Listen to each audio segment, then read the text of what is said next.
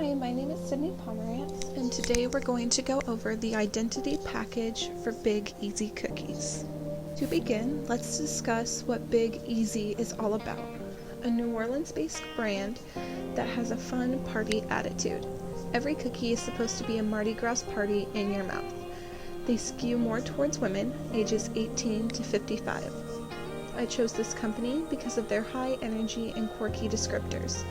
I felt like this project was going to be a great way to think outside of the box. While creating my word list, I wanted each word to have its own font and color to really represent what it means. I went through different fonts on Adobe and took inspiration from simply Googling each word for a better idea. As stated in my brief, the target audience is slightly skewed towards women from the ages of 18 to 55.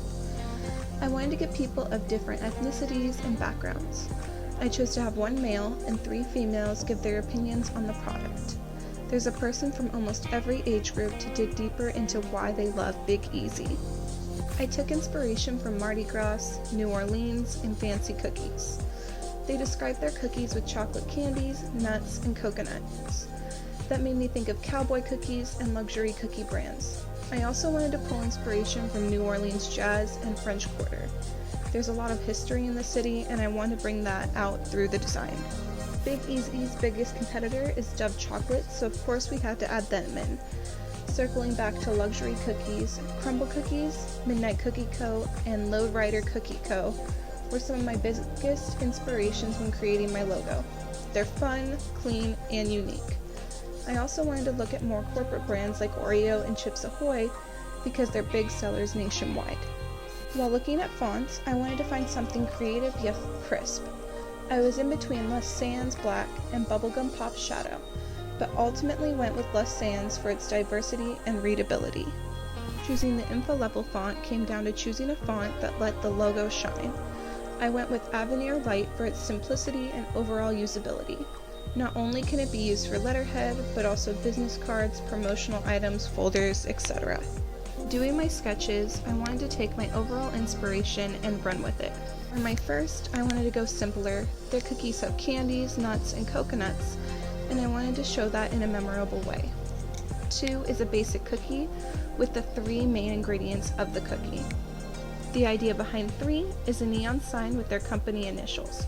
When looking up New Orleans, I saw a lot of neon signs and thought it would represent the fun and spontaneity of the area. 4 is a plain cookie with a hurricane-type swirl. 5 is a literal Big Easy cookie.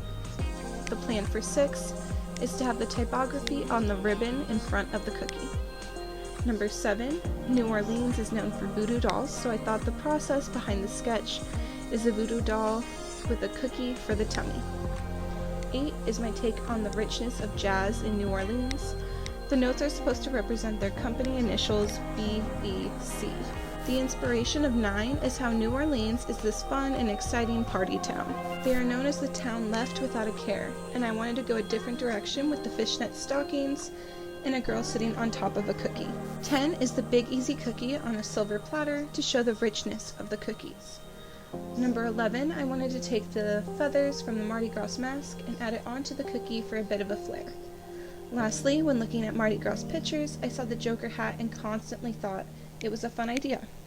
I ultimately chose sketches 6, 7, and 12 to develop further. I took a combination of different elements from my sketches to create these 3 concepts. When testing my logos, I wanted to grab an inspiration from student examples and realistic company designs.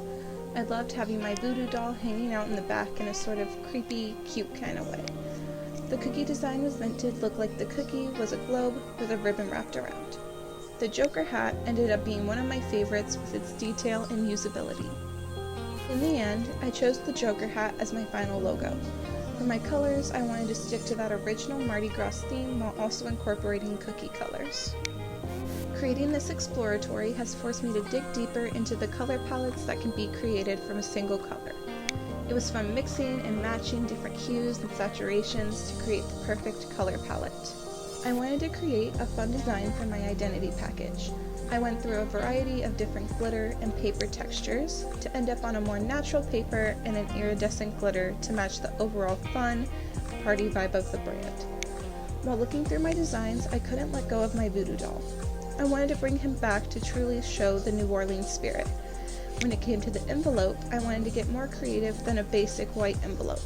By adding the iridescent glitter on the front and New Orleans on the back, creates a reverse mullet and family feeling to the whole package. Creating the final color palette, I learned how having different versions of colors can make minuscule differences. Keeping a Mardi Gras theme with my cookie neutrals really pulled this palette together and made it very usable. My first design is supposed to be reflective of my entire identity package to make it family-like. I brought the iridescent glitter and voodoo doll to the front of my design. I also wanted to make sure the writing was readable but kept those fun Mardi Gras colors. Second design is my way of trying to do only colors instead of textures, as well as trying out the other type of design we could choose from.